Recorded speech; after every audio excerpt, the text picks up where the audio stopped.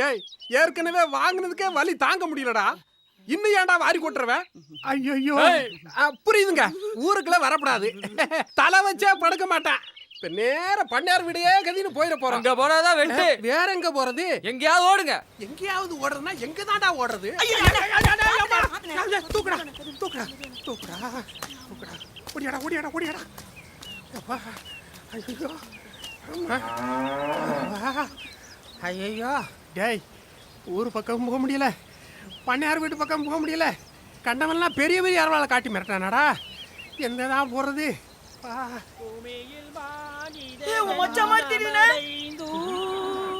மச்சான் தாண்டா மச்சான். ஏல மச்சான் நான் தாண்டா.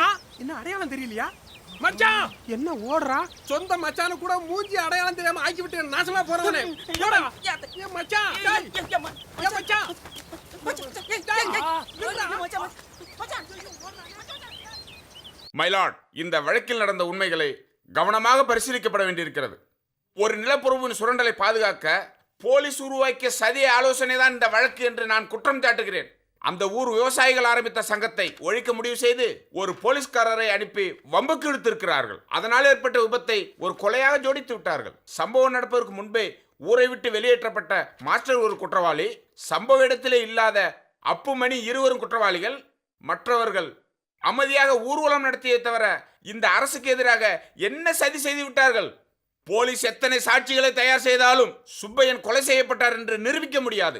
எதிர்பாராமல் நடந்த ஒரு சம்பவத்திற்காக எத்தனை அப்பாவி மக்கள் கொடூரமாக தாக்கப்பட்டார்கள். அப்படி தாக்கி அந்த போலீசார் மீது ஏதாவது விசாரணை நடத்தப்படுமா? ஜனநாயகபூர்வமாக செயல்படுவதாக சொல்லி ஜம்மம் எடுத்துக் கொண்டிருக்கின்ற அரசு நீதிமன்றத்தையும் போலீஸையும் மக்களை நசுக்குகின்ற ஒரு ஒடுக்குமுறை கருவியாகத்தான் பயன்படுத்துகிறது என்று நான் குற்றம் சாட்டுகிறேன். ஆகவே எந்த தவறும் செய்யாத எனது கட்சிக்காரர்களை எந்த நிபந்தனையுமின்றி விடுதலை செய்யுமாறு தாழ்மையுடன் கேட்டுக்கொள்கிறேன் மைலார்ட். Judgment is out.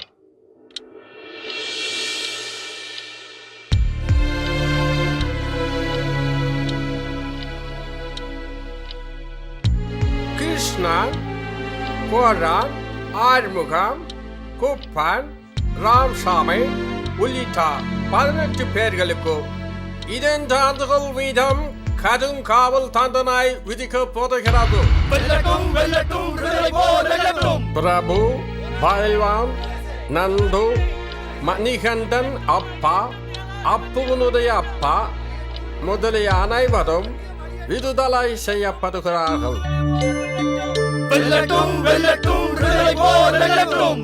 வெல்லட்டும் வெல்லட்டும் விடுதலை போர் வெல்லட்டும். வெல்லட்டும் வெல்லட்டும் விடுதலை போர் வெல்லட்டும்.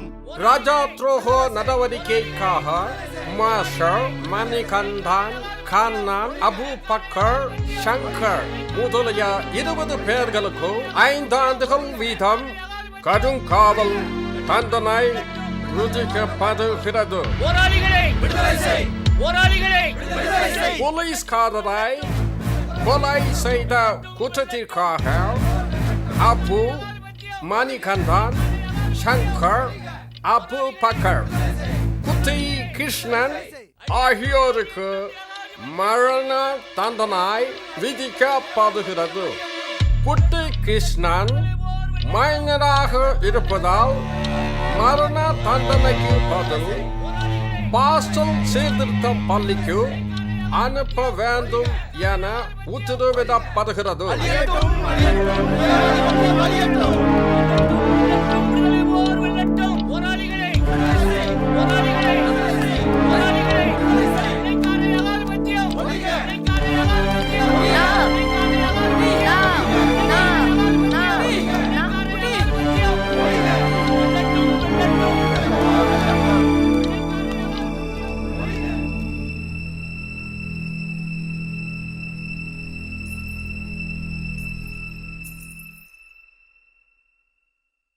ஜானகி, எப்படி இருக்கீங்க?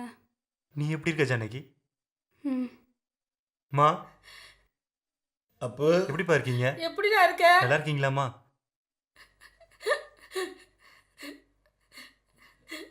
என்ன பேர் வச்சிருக்கீங்க? அப்போ. என் ஞாபகம் இருக்கட்டும்னு இந்த பேர் வச்சிருக்கீங்கல்ல? இல்ல, அப்படியெல்லாம் இல்ல. மா, இங்கெல்லாம் அழக்கூடாதுமா. இந்த போன அரசாங்கம் அழுகிறது கூடவா தடை விதிச்சிருக்கு? கொஞ்ச நேரம் தான் கொடுத்துருக்காரு, ஏதாவது பேசிக்கிட்டு இருக்க. ஏன்பா மணியும் நானும் உருப்படாம போயிருவேன்னு நினைச்சீங்கல்ல? அப்போ அக்கா எப்படி இருக்காங்க ஜானகி? குழந்தைக்கு இப்ப 5 வயசு ஆகுதுல்ல? ஆமா, பள்ளிக்கூடத்துல சேர்த்திருக்கு. சங்க முயற்சியில் இப்ப பெண் பிள்ளைங்களும் படிக்கிறாங்க. சரி சரி நேரமாச்சே கிளம்புங்கலாம். அப்ப நாங்க போயிட்டு வர்றோம்பா. பா, மணி, சங்கர், அபுபக்கரை பார்த்துட்டு போங்கப்பா. சரிப்பா. சரிப்பா. ஜானகி, என்னங்க? என்னன்னு சொல்லுங்க. நீ இனி யாராச்சும் நீ கல்யாணம்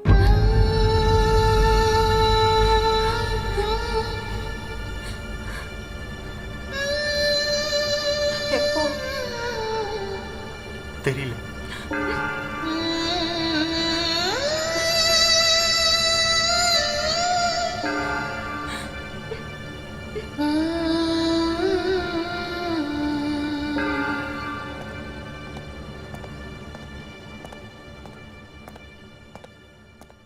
சங்கத்துக்கு நாம இடம் கொடுத்தோம், பிரோஜனம் இல்லாம போயிடுச்சப்பா. பாவிங்க எல்லாத்தையும் எரிச்சு போட்டாங்களே. போட்டும் விடுமா, தோழர்கள் மீண்டும் அதே இடத்துல கட்டுவாங்க. சங்க கொடி கம்பீரமா பறக்கும். உங்களை கண்டிப்பா தூக்குல போட்டுருவாங்களா? அதான் காரணம் ஒண்ணு நிராகரிச்சிட்டாங்களே. தேவி, தேவி, அம்மா.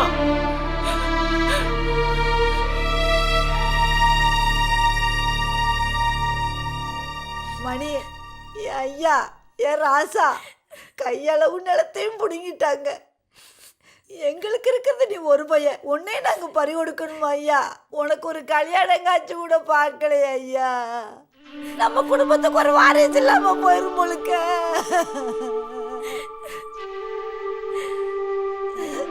இது சாகிற வயசாடா. கடவுளே, நீ இருக்கையா இல்லையா? ஐயா, அம்மா, இந்த பிள்ளைய பாருடா, இது என்னடா பாவம் பண்ணுச்சு? அம்மா, எங்களுக்கு மட்டும் வாழணும்னு ஆசை இல்லையாம்மா? நீங்க எழுதி அனுப்புனதெல்லாம் பிரதி எடுத்து வச்சிருக்க. யார்கிட்ட கொடுக்கணும்? தோழர்கள் வந்து வாங்கிப்பாங்க. புத்தகத்துக்கு எழுதுறதா சொன்னீங்க, முடிஞ்சிருமா?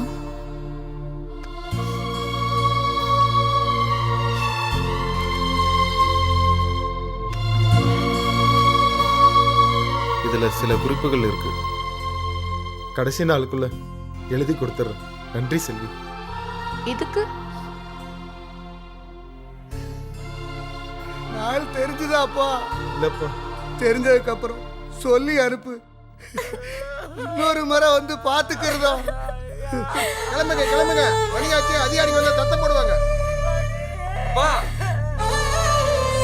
எல்லார்கிட்டயும் சொல்லுங்க, நாங்க எதுக்காக வாழ்ந்தோம், எதுக்காக சாக போறோம்னு எல்லார்கிட்டயும் சொல்லுங்க.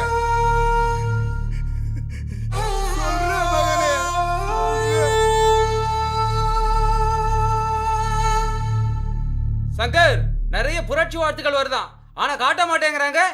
யாரும் யாருக்கும் எந்த வருத்தமும் தெரிவிக்க கூடாது. வீரர்கள் போல தூக்கு மேடை ஏறினாங்கன்னு வரலாறு எழுதட்டும்.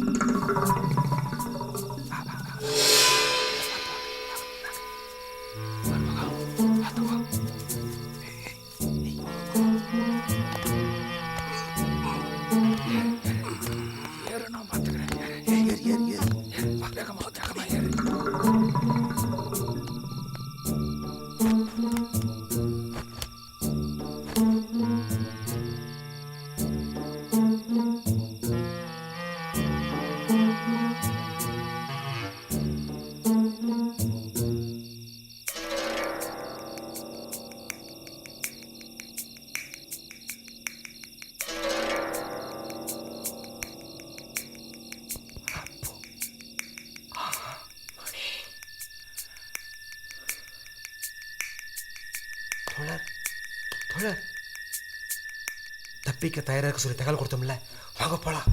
நாங்க தப்பிக்க போறோம்னு உங்களுக்கு யார் சொன்னது? உடனே இங்க இருந்து போயிடுங்க. நீங்க வந்தது மாஸ்டருக்கு தெரியுமா? நீங்க திரும்பி உயிரோட வரணும்னு நாடே எதிர்பார்க்குது. தயவு செய்து வாங்க தோழர். தப்பா முடிவு எடுத்துட்டு வந்திருக்கீங்க.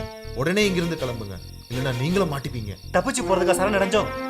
யாரு உங்களுக்கு இதெல்லாம் சொல்லி கொடுத்து அனுப்புனது? நாம திட்டமிட்ட இயக்கத்துக்கு நீங்க இல்லாம. புரிஞ்சுக்கோங்க தோழர், நம்ம கொள்கைகளும் நோக்கங்களும் மக்கள் கிட்ட போய் சேர்ந்துடக்கூடாதுன்னு ரொம்ப கவனமா இருக்காங்க.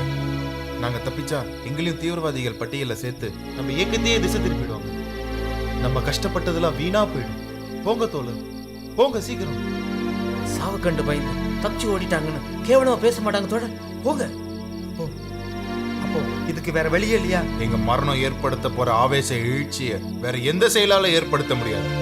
அதை பயன்படுத்தி புரட்சிகரமான இளைஞர்களை ஒன்றுபடுத்துங்க. கவனம் வந்த போ, சீக்கிரம் போங்க. போங்க போங்க.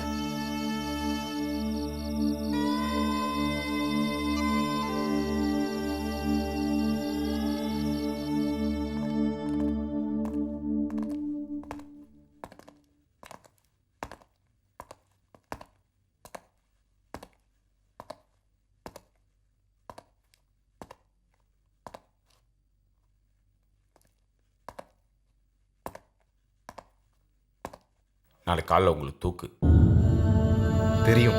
எப்படி உங்களால் இவ்வளவு இயல்பா இருக்க முடியுது? சார், நாங்கெல்லாம் பகத்சிங் வழி வந்தவங்க. உங்க கடைசி ஆசை என்னன்னு சொல்லுங்க, நிறைவேற்றி தரோம். கேட்டீங்களா? நம்ம கடைசி ஆசை என்னன்னு சொன்னா நிறைவேற்றி தராங்களாம். மக்களுக்கு விரோதமான இந்த அரசு ஒளியறத பார்க்கணும்னு எங்களுக்கு ஆசை. நிறைவேற்றி தர முடியுமா? இந்த சடங்கு சம்பிரதாயம் எல்லாம் தேவையில்லை, போங்க சார்.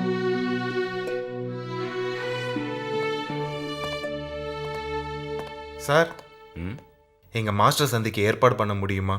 அவர் ஒரு கைதி, அனுமதி கிடைக்கிறது கஷ்டம். இருந்தாலும் முயற்சி பண்றேன்.